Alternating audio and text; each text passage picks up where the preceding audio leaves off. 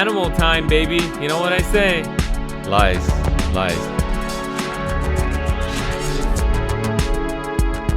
Welcome, everybody, to another episode of Recreational Science, a podcast where we explore creativity and science by examining some of the funniest, wackiest, and most provocative studies ever done. I'm Lou. And I'm Tirth. Listeners, imagine you're on your way somewhere, and you're in an Uber. And your Uber driver is taking you along all these roads, and you don't know what's happening. You're getting scared. I only use Lyft. And you're confused. And you don't get to your destination. Now imagine you're in a Waymo. Oh. But there's actually a driver in the driver's seat. Okay. That driver is me and Lou. That Waymo is also me and Lou. We're taking you on this journey, this exciting journey of science to the right destination. Interesting. Why'd you say Uber to begin with? Why not? I didn't get that part. Waymo's better than Uber. I see. Okay. Yeah. Can I make a suggestion? A change? Mm-hmm. I think I should be the Waymo and you should be the driver in the Waymo because you're useless. Useless. All right. Okay. Fine. Pretty apt analogy. Listen, it's the month of giving, and I'm in a giving spirit. You can have it. Wow. Yeah. Wow. Thank you. Man. So you kind. Can have it. Such a kind man. Hey, Tirth, I need your opinion on something. I got a story for you. Mm-hmm. This occurred a couple of weeks ago. Okay. Well, it's a serious matter, so please stop laughing. Very serious. So I got a call one day at like 10 a.m. From a number I didn't know. Which, I get calls all the time from numbers I don't know. I'm very popular. Fans of the podcast? Probably. I assume so. So I didn't answer. I dismissed it. But then I got another call from the same number like an hour later. I dismissed it again. And then every hour for the next 4 hours, I got a call from the same number. Persistent. 5 calls from the same number, didn't recognize the number. Wow. So I decided maybe I should answer. Because you know this about me. I have what I call an open door policy. You know this? No, I didn't, but today I do. Yes, now I'm learning this about you. Yeah. If you want Lou, you get Lou. Okay? That's my open door policy. This guy wanted Lou, he's going to get Lou. Great policy. It's my policy. So I answered. And for a couple seconds, there was no sound. There's maybe a TV in the background. And then this voice came on, and the person said, F you, Lou Young, F you. No. Now, he didn't, he said the full word. Of course. That's not nice. Well, first of all, I appreciated that he got my last name correct, the pronunciation correct, which is also how I know that it's not you, because you would have said Lou Yang. Of course. Which is incorrect, by the way. Well, how do you say it? Lou Young. Lou Young. Young. Yeah. Lou, I've known you for 14 years and I did not know this. Yeah, even though we've had this conversation many times before. I don't remember this. That's okay. It's okay. But anyways, that's how I know it wasn't you. Well, also, I would never call you and say F you, Well, in fact, I would say... That's debatable. No, in fact, I would call you and say, I love you, Oh, wow. Yeah. Wow. That's more like me. That's why I don't answer your calls. I have a closed door policy for calls from Tirth. Oh, man. All right, back to this rude person. Yeah, but also, this, of course, struck me as odd. I was pretty shocked. Very odd. And it's very odd because, I'm not like you. I don't go around making enemies. Okay. I don't either. I don't get a lot of hate calls. Because I'm well-liked, right? You can confirm? Yeah. Well-liked? That I agree. Beloved? Would you say beloved? Beloved, absolutely. Thank you. Absolutely. I don't think I've done anything to anyone to deserve such a hate call. Definitely not. It must be someone who listens to our podcast. That's what I'm thinking. Why would you jump to that? Well, I think there are 2 possibilities for who this might be. After I tell you my possibilities, I want your opinion. Okay. The first possibility is the Beef Man. Yeah. That's you, probably. We've had a whole discussion about him before. Because the voice was a man. And I detected maybe a slight South Asian accent. Oh. Yeah. So I'm thinking maybe it was a Beef Man, who I believe was maybe South Asian. It's unclear. I don't see race. Right. It's so progressive. So maybe it's him. Maybe, he heard our podcast episode about him and didn't like it. And he has my number. But then I thought, he really doesn't seem like the type of guy who would do this. No, He's a very friendly guy. Very friendly. Right. He invited me to eat beef. Exactly. And I don't think he would get a new number just to call me and this doesn't sound like him. say F you. Yeah, no. He's a very good guy. The other possibility I thought, the number, the area code is from D.C., Washington, D.C. Oh, okay. I was like, maybe this is my boy, Kash Patel. My long lost cousin. Yeah. My boy, Kash. Oh, you know KKK Cash? Of course. All us Patels, we all know. We all know each other, man. Yeah, because, we're boys.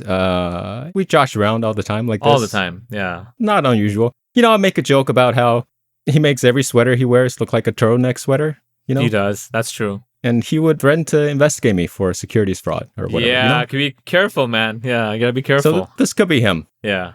Cash. Your boys. Like I said, all our Patels. Didn't he help you out with some legal fees a few years ago? Let's talk about that offline. Yeah. Oh, okay. Yeah, we don't need to get political. No. But then I thought, Uh-huh. Cash, he doesn't have a South Asian accent, right? This probably wouldn't be him. Mm-hmm. He has a New York accent, if anything. Yeah, so I'm stuck. Right? I don't know who this is. Mm-hmm. But I think it is someone who listens to this podcast. Do you have any thoughts? Well, there is someone else that you and I both know. There's a listener. Is it your dad? No, it's not my dad. It could be. So actually, that's a good point. My dad could be one of them. I was also thinking of Rohit Dummy. Rohit, yeah, it could be Rohit. No, he but doesn't seem like doesn't the type. Quite have the. Would he have a DC number? No, he does not. Right. Mm-hmm. Now, my dad, that's very intriguing, Lou. You bring him up. Because, yes, my dad did start listening to this podcast. That's right. You told me. Just in the last 2 weeks. And in the last episode, we didn't release this, but I did make a crude joke about, we won't say it, at your expense. Family friendly. That your dad might have taken offense to if you showed him the unedited version. Did you do that? I did not. Oh, okay. But I did leave my laptop open when I was home for Thanksgiving, So he could have accidentally heard.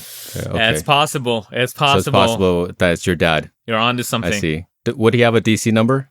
No, but it's easy to get a DC number, Oh, I see. We have connections. Okay. Our boy Cash, for example.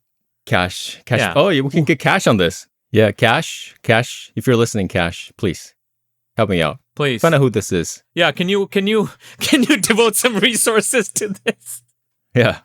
Please. We know you're busy doing stuff, but maybe help us out. Help a brother out, man. Busy paying off Tirth's legal fees for a thing he did a few years ago. We won't talk about it. Which we won't talk about. Yeah. We won't talk about. So I guess your dad is the number one suspect? He's the number one suspect right now, but I will say officially we don't know for sure. We need to look into this more. Should I be concerned? No. For my safety? No. Has this ever happened to you, Tirth? I assume all the time, but when was the last time this happened to you? Just this morning, actually. Oh, really? It wasn't my dad this time. It was someone else. But, unlike you, I'm not a very popular man, I see. I'm loud. I'm opinionated. I say, I'm a straight shooter. You say it like it is. You tell it it like it is. And I walk the walk, my friend. I walk the walk and I talk the talk.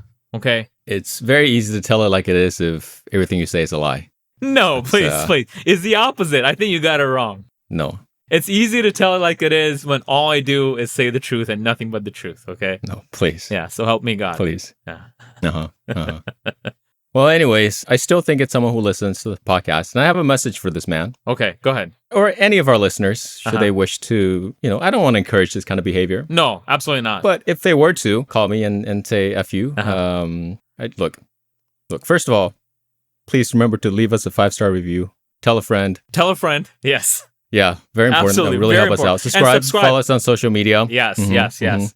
Absolutely. Crucial. But also, point number 2, next time, just text. Okay? Why are you calling me? Yeah. Am I right? What decade is this? Who uses their phone to call people? Exactly. That's another clue, man. That's another clue. Who makes phone calls anymore? Boomers. Just text me. Boomers. Just text. Yeah. Maybe I'll respond with a frowny face. It'll be fun.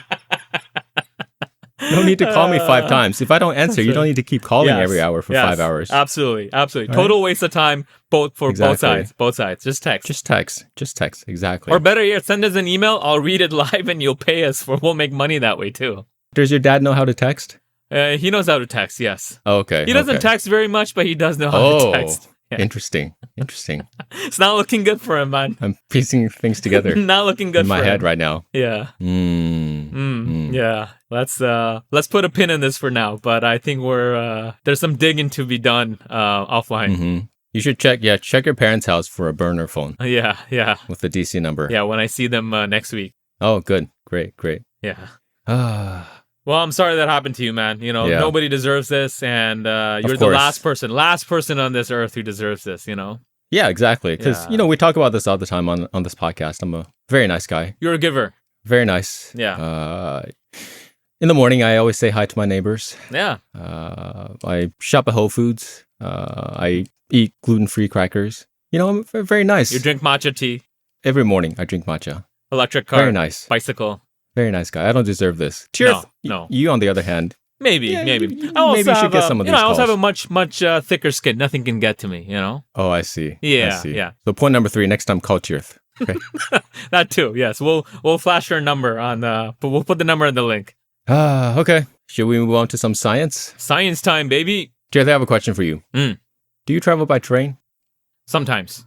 Sometimes. Uh-huh. Oh, fancy man. Like myself. No, I'm a man of the people. A train is one of the ultimate forms of egalitarian transportation. I see. Everybody's equal. I'm also a man of the people. I travel by train all the time. I go up to SF Yeah. a lot. Take the Caltrain up to SF for the culture, Mhm. for the sushi. I eat sushi. We've mentioned this before. We have, yes, more than once. Now, do you also ride buses, I other have. forms of public transportation, Yeah. subways? Yeah, yeah. So let me ask you, have you ever, Mhm. on a public transportation, given up your seat for a pregnant woman? For a pregnant woman, I don't remember ever seeing a pregnant woman on public. I know we're supposed to do this. Yeah. You've never done it. The answer I'm getting is no. You've never given up your seat for a pregnant woman. I don't think I remember seeing a pregnant. But beyond that, I don't want to Convenient assume. excuse. I don't want to assume someone's pregnant. Oh. Well, Yeah. you can offer. It's never wrong to offer a seat to someone, right? That's true. I've offered it to old people. Okay. Oh, that's pretty nice. That's Yeah. pretty nice. But you're assuming their age, which I think is much worse You could than see. assuming they're pregnant. No, you could see it from their face, man. Wow. Wow. What if they're just fans of tanning salons? Huh? Maybe I Wow. was too hasty. But I think that's true for me too. I don't think I've ever given up my seat for a pregnant woman. Not because I wouldn't, but because I don't ever remember ever seeing one. Yeah. Now, let me ask you this. Mm. Do you think you'd be more likely to notice a pregnant woman and give a receipt for a pregnant woman if Batman was also on the train? Batman, the Dark Knight himself. Yeah, of course. You would. Wait, hold on. So, in this scenario, Batman's on the train. Batman's on the train with you. Would he make me? Oh, absolutely. I am deathly afraid of Batman. I don't want to commit a crime, or I don't want to be rude in Batman's presence. You'll be on high alert. Yes. And if you see a pregnant woman, give up your seat immediately. Extra vigilant. No question. And also maybe you're inspired by Batman, by his greatness, Yes. by his heroics. Generosity. Generosity. Yeah. I agree. I think I would do the same. This question, Tirth, is a very question asked by the study I'm presenting today.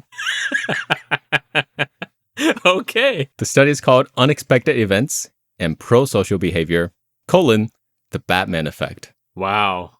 Did not know there was such an effect. It's from a group in Milan, Italy. It was published in November 2025. Last month. Wow. It's in the journal MPJ Mental Health Research. Great It's a journal. good journal. Very good. Now, so they went to a subway system in Milan during busy rush hour. So all the train cars were filled. No seats were available. They had a pregnant woman, actually a fake pregnant woman. She's wearing a pathetic belly. They couldn't find a real pregnant woman. But she's like visibly pregnant, like third trimester pregnant. They had this woman board a train 70 times over the course of the study. And then they counted how many times do people give up their seat for her. Do they also vary the times a day that she's boarding? This was always the same time. Oh, okay. To control for how many people are on the train, basically. Yeah, exactly.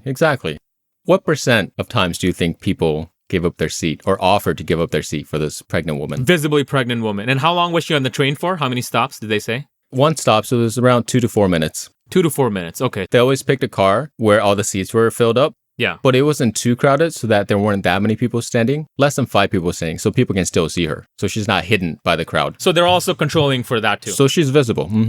Okay, so what percentage of people stood up to give their seat to a visibly pregnant woman? What % of the time? I would say 10%. 10%? Yeah. Wow. Visibly pregnant woman. Is that high or low? They found 38%. Okay. I should have been more generous in giving credit. Well, it's because you're not a very generous man. You're telling me that right, I just if this assumed happened to you everything 10 times, you would only offer your seat once. Yeah. That makes sense. else. No, I would do it 10 out of 10 times. I just didn't want to think everybody else would do it, Wow. Little faith in humanity. Yeah. Okay, so 38% without Batman. But what if Batman also entered the train with her? Okay. Uh-huh. Uh-huh. Wait, so hold up, time out. This is a guy dressed in a Batman suit? This is Batman. No. Bruce Wayne Batman. Bruce Wayne Batman. Bruce Wayne Batman. Wow. The real deal. Wow, I want to know their funding situation. No, it's Christian Bale. Christian Bale. It must have cost him a lot of money. I mean, I think the obvious thing for me to guess is the percentage went up. Let me describe the situation before you make a guess. So Batman, it is a guy dressed up as Batman. Very, very, very nice costume. Uh-huh. Has a cape, has the utility belt, has the bat symbol on the chest, Yeah. has a cowl. But he's not wearing the cowl. He's holding it in his hand Uh-huh. because they thought it might be too scary if he wore the cowl and it might scare people. It's like that Baltimore Batman. But he entered the train with a pregnant woman, but they didn't interact. Okay. They were strangers, basically. Like they were incidentally there. Yeah. But they did stand somewhat close to each other, about 3 meters apart, but they don't interact at all. Okay. So, what percentage of times do you think people offered their seat to the pregnant woman? Not to Batman, to the pregnant woman. They should also quantify how often they give it up to Batman, too. They should. 38% for the control. I would expect it went up, not by a lot. I would say 50%. 38 to 50. Yeah. 67%. Wow. Almost double. Okay. No interaction. He's not wearing his mask. And even then, almost doubled. Just the presence of Batman alone. Impressive. And afterwards, the experimenters briefly interviewed the people who offered their seats. In both conditions, they found that women were more likely to offer their seats. Okay. 2/3 of the people who offered were women, which maybe makes sense. Maybe they can relate more. Right. More empathy, yeah. And also, women are probably just nicer. You and I, like we already established, we don't offer our seats to a pregnant woman. No. And the mean age, they said, was 40. Okay. And here's what's interesting. In the Batman condition, almost half of the people who gave up their seats said they did not notice Batman. What? They never even saw him. How's that possible? So what do you think is going on, Tirth? I think there's some subliminal stuff going on, man. Yeah. Explain. So I think even if they didn't like consciously register seeing Batman on the train, I think they must have in the peripheral vision or something, they must have at least somewhere in their brain, it must have registered. Or maybe these people have Batman neurons. Remember Jennifer Aniston neurons? They have Batman neurons, and they're firing. The one neuron. Yeah, and they don't even realize this, and they're doing this. But it's subliminal, subconscious. Yeah, subconscious. Okay, but why would a subconscious image of Batman make them more likely to give up their seat? So I think there's a few things going on. One is they may want to impress Batman. Oh. Like, oh, crap, Batman's here. I better be on my best behavior, Right, because you're scared of him. Because if you don't give up your seat, he might beat you up. Yeah. Yeah, exactly. Or worse. Throw a batarang at you, yeah. It's just like what people say, like, what would Jesus do? It's like, what would Batman do? It's probably that. It's a reminder to do your civic duties. Yes, exactly. That's what I thought at first as well. That might very well be a part of it. But what they think, and this is the reason for the study, is that, like we were saying, when we're riding trains or whatever, buses, we never see pregnant women. Yeah. And that's very common. People, when they're on commutes or when they're riding trains, whatever, they keep to themselves. They're kind of bored. They're kind of zoned out. Yeah, they're on their phones now these days, right? Or they're listening to something. They got earbuds in, whatever. They don't look around. No. And they don't notice other people. People try not to make eye contact. Like, I've noticed that too in a lot of the trains. Yeah. So that's actually the main effect for why most of the time people don't offer their seats up for pregnant women. So it's not like they're consciously being impolite. It's just they don't notice or realize. Right. They just don't notice. But what they're testing is, if you put something bizarre, unexpected in the train car, will that get people's attention, make them more aware of their surroundings, right, and therefore more likely to notice a pregnant woman on the train. So people will become more mindful. Yeah. Like, oh, Batman. Or maybe they're, pointing and laughing. Maybe they're like elbowing each other and like, yeah, this person. Look at that guy. Look at this guy. Look at this guy. He's Batman. And then they notice, oh, yeah, pregnant woman right there. Needs I should do my duty. Yeah. There's some criticisms. They acknowledge this as well. But if they want to argue that this is the effect of having an unexpected thing in the train car, then they should test some other things. Maybe this is just a Batman specific effect. Right. You want to check like Superman. You want to check, maybe you want to check a villain, right? Yeah. Like the Joker. Joker, right? exactly. Will the Joker have the same effect? Or a guy in a bear suit. So can't rule out that this is Batman specific. Maybe it's future directions for them. Another criticism. Uh-huh. Remember they interviewed the people who gave up their seats afterwards? And they said, most of them were women. They're about average age of 40. Yeah. Well, they acknowledged that they estimated the age and the sex of the people. Wait, I thought they had them fill out a thing. No, they didn't. They just estimated. How did they estimate someone's age? It's unclear. Wasn't in the methods. Wow. Okay, that's a major flaw. The average age of 40 may not be correct, may not be accurate. That's harsh, man. But that's something you said you do also, right? You give receipts to people who look old. Okay, but I don't put a number on the age. I don't say they're 40. I'll say, okay, this person looks old. They're kind of stooped over. Then tell me this. Uh-huh. What's the age cutoff for you to offer someone your seat? I don't have a fixed number. It's more a gestalt, Wow. If you look like you're visibly struggling to even climb on the bus, Oh, I see. Or if you're like bent over. Oh. Or if you have a walker. If you come in with a walker, you're getting the seat. Okay. Oh, man. Here's another tidbit. They registered this study with clinicaltrials.gov. No, they didn't. They did. They have an ID. They do. Which is for clinical drug trials, right? Yes, it is. Unclear to me why they did this. But the idea is NCT 06481748. Go look that up on clinicaltrials.gov. Are they enrolling people right now? What's the... Oh, maybe. Maybe they're testing out a new drug, the Batman drug, which is in form of a person. Oh. The morality pill. Yeah. Maybe they're testing the pregnancy prosthetic in the clinical trial. Oh. Yeah, what's the best prosthetic? Yeah, exactly. If you want a free seat on the train. Yeah. Oh. Okay. Well, if there are no more comments, Tirth, I will turn it over to you. All right. Lou, I'm going to open with a one-word question for you. Oh. Octopuses. Yay or nay or meh? Wow. You sure it's not octopi? Actually, that's good. I was thinking about bringing that up too. It's not clear to me. Is it octopi, octopuses? Well, I think octopi is technically incorrect, but for the purpose of podcasting, maybe we should say octopi. Octopi. Okay. Well, I've also seen it both ways, but we can use both. It's okay. Just to avoid making this episode explicit. Okay. We don't want the E mark on there. Yeah. Yeah.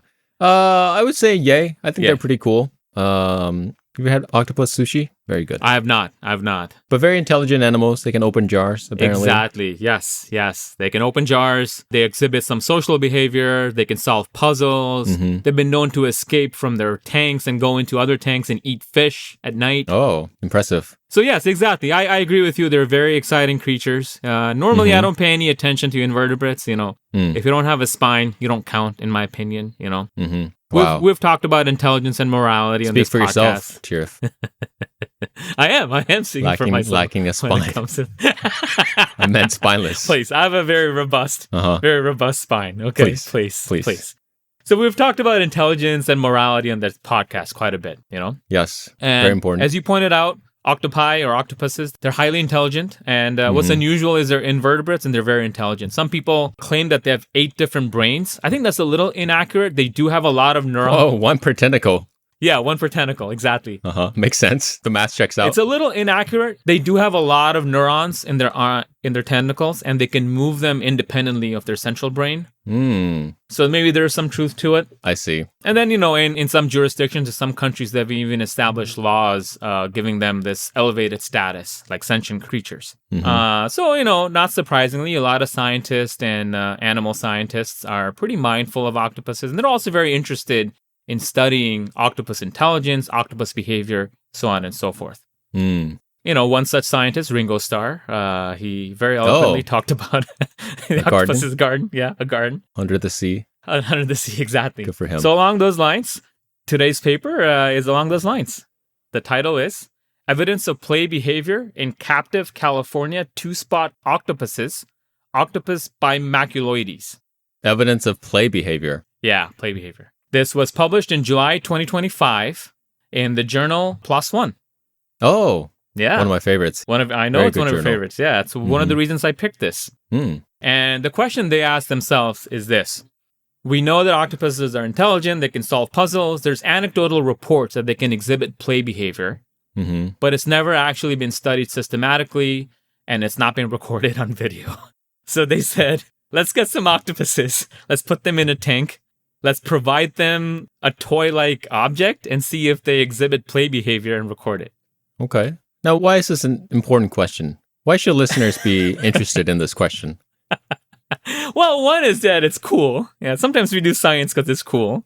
Okay. But the more practical reason, and I sort of alluded to this, is one way of measuring octopus welfare and well-being in aquariums and other controlled settings is to see how active they are and if they're being enriched enough. And so if we have a better understanding of if they play and how they play, and if we can quantify this, we can use this to assess their behavior.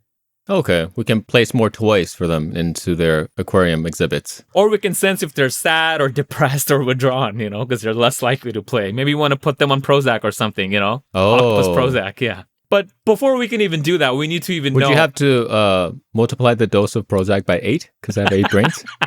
That's a great point. That is a great point. I would think so, right? Even if the tentacles aren't true brains, that makes sense to me. Yeah. Yeah, me too. If we have any pharmacists listening to us, please chime in. Write in. Please write it. Let us know. So in order to test this play behavior, they got 9 octopuses of this particular species. It happens to be one of the most common octopus species in aquariums and everywhere. Sushi grade? They don't. Okay, they don't say. I don't think this is the right venue for that. Okay. That's okay. And then they set up 2 video cameras in their tanks. They got them in an aquarium by themselves? They have nine tanks. They're individually housed in tanks. Individual housed. Yeah, okay. I think they're like 40-gallon tanks. They're big tanks. Okay. And they set up cameras, I think 2 per octopus. Ooh, okay. And in addition, so in the tank, they give them all sorts of, so they have Lego blocks for them. They have like a little den for them to go sleep in or like hide in or whatever. Okay. They have all sorts of other enrichment tools. I see. And in order to test play behavior, this is what they do. They put shrimp in a lab test tube, and they started introducing the test tube to each tank every day. They put shrimp in a test tube and they put the test tube in the tank. Exactly. Okay. Because before you can even play, you have to see, are they even curious about the test tube? And one way to get them curious about the test tube is put food in it. Oh, okay. So if they noticed that the octopus was interacting with the test tube, then they started putting the cap on and tightening it over the next few days. Okay. Then they only studied the octopuses that successfully opened the test tube and played with just the cap and nothing else. To get the shrimp out? Well, they all took the shrimp out and ate it. That's the easy part. Oh, okay. When it was uncapped. And then they want to see if after eating the shrimp, they'll play with the test tube. Exactly. Because, there's a confounder here. If you just put shrimp in a test tube and they just eat the shrimp, then you're like, oh, they're just going for food. They're not really playing just for the sake of playing. Why not just put in just the test tube without the shrimp? They should have done that. I think they wanted to see if they engaged with something or not. Okay. So effectively what they're testing is, can they play catch with a test tube cap? By themselves. This is like you take a 5-year-old and give them a ball. Yeah, by themselves. And they recorded them. And in order for something to qualify as play, the octopus had to take the cap with one tentacle. They released it gently into water so it rose to the top. They waited. They grabbed it again. Then they threw it back up to the top. And they had to do this a number of times, like more than 4 or 5 times. Okay. So they have 9 octopuses. First of all, do you think all of them exhibited play behavior? By that definition, did that exact thing. Throw it up. Catch it, yes, and then throw it up, and then do that like 5 times? Yeah, more than 5 times. More than 5 times? Yeah. How long do they have to do this? They had the octopuses for an average of 93 days. I don't know if they tested them every day or not. They don't say this. So in the course of 93 days, did they do this behavior at least once? Yeah. I say the chances are pretty good that all of them did. No, only 3 out of 9 were even able to open the test tube. Oh, okay. Wow. The other 6 out of 9 are dunces, I guess, because octopus intelligence varies. Okay. So that was the first test, and 6 of 9 of them failed it. So then they only studied the 3 for play behavior. There's actually videos on here, too. It's actually pretty cute the way they do it. We can put the link on our episode. Out of the 3, 2 were males, 1 was a female. One of them played only once in the entire duration. One of them played twice, and the third octopus played 5 times. The other thing they observed, they also kept track of which tentacles they were using, like front tentacles or back tentacles. It's not clear to me how you count that, but I think they have a method of doing this. And it seems like they favored their front tentacles more, right or left. Okay. So they stopped right there. They said, listen, this is the first such evidence. We're quantifying this. We have this on video. We're now going to use this and develop other methods to quantify this play behavior. Okay. But you mentioned Legos earlier. That's just a red herring. Oh, yeah. They had, so the Legos are part of the background. It's like in the tank, so they have something to enrich themselves. Okay. Did they play with the Legos? That wasn't part of the study. They don't mention it. I think they're probably playing with it, just like they're exploring their surroundings, but that's not part of the study, unfortunately. That would have been a lot cooler. I agree. Very cool. What's the take-home point? I think the take-home point is that octopuses are very smart. They can exhibit play behavior. Well, does that correlate with intelligence, you think? Well, you tell me. Play behavior? I think they would say in the category which they belong to, which is invertebrates, probably it correlates with intelligence. Because it shows that you have curiosity, you're exploring a novel object, and you're doing something just for the sake of doing it, right? There's no food, there's no reward. It's not specifically for food. I would say if octopus was really smart, they would throw it up once, grab it, and be done with it. They would have figured it out, right? Why repeat it 5 more times? Whoa. Have you ever played catch before? Yeah, just once. Yeah, well, don't you do it multiple times? No, just once. Figured it out. I got it. Acquired the new skill. No, the point is to keep doing it. No. Practice? No. No. If you're really smart, you only need to do it once. So it sounds like what would impress you more is if they were juggling or something. Yeah, on the first try. Or solving a Rubik's Cube. Oh, yeah. That would be very impressive. They have 8 tentacles to do it. They would be very fast. That's right. All right, is that it, Tirth? That's it. Well, that brings us to the end of another episode. Tirth, what'd you learn today? Lou, I learned today that if you're a middle school or a high school student having some problems at school, let's say you're getting bullied, getting stuffed into lockers, just bring Batman with you. Okay. Just have Batman come to class with you. Okay. Everyone's on their best behavior. You learned that today? You didn't know that before? No, I didn't. I surprisingly didn't. I was very ignorant. Oh, I see. Yeah. What did you learn today? I learned that if you're a pharmaceutical company making Prozac, sell them to octopuses. Oh, great. Make 8 times the amount of money. Instant profit. Pfizer, reach out to us. Yeah, let's talk. Yeah, let's talk. Beautiful. All right, guys. Thanks for listening to our show. We really hope you enjoyed it. And if you like listening to us, subscribe, tell a friend, and leave us a 5-star review on whatever platform you use. It'll help us out a lot. That's right. All right. Take care. Bye. Recreational Science is produced by Scientific. Have questions, comments, or suggestions? You can email us at recscipod@gmail.com. That's RECSCIPOD. Or you can find us on Instagram, Blue Sky, and YouTube at RecSciPod. Our theme music is by the musician Dasein. You can find links to his work and all the papers we discussed in the episode description.